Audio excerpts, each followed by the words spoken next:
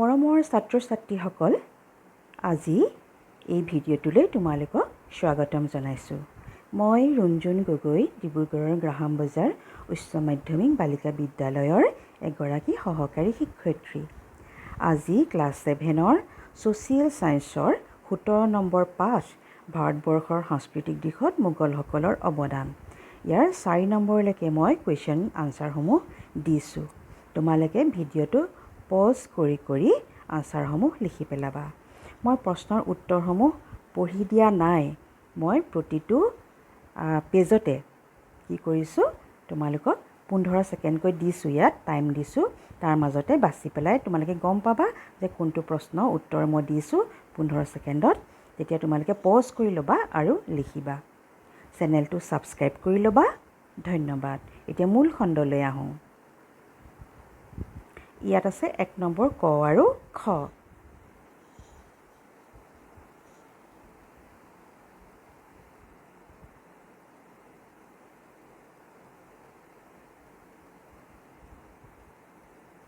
ইয়াত আছে 1 নম্বৰৰ গ আৰু ঘৰ উত্তৰ।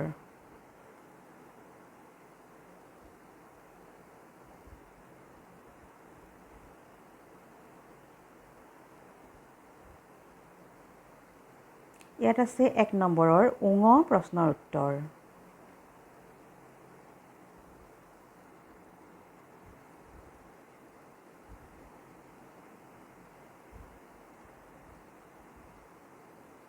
ইয়াত আছে 2 নম্বৰৰ ক আৰু খৰ প্ৰশ্ন উত্তৰ।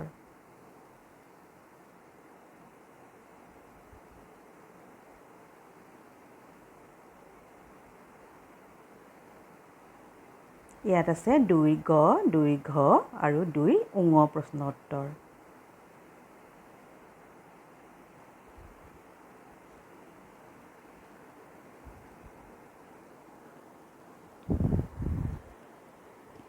ইয়াত 3 ক, খ, গ, ঘ, ঙ প্ৰশ্নৰ উত্তৰ আছে।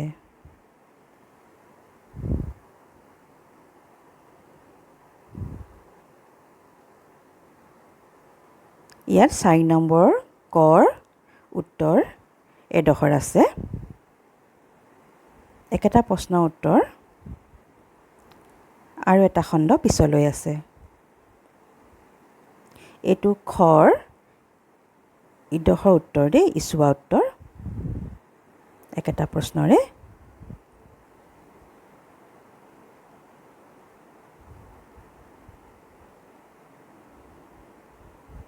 এইটো 4ৰ খ উত্তৰ। ইয়াৰ পিছৰ খণ্ড এটাও আছে, দুটা খণ্ডত।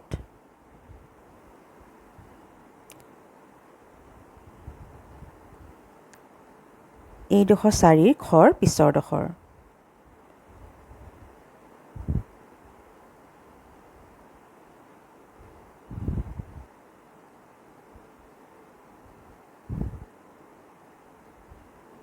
এইডোখৰ 4ৰ গড় উত্তৰ আৰু এচুৱা আছে।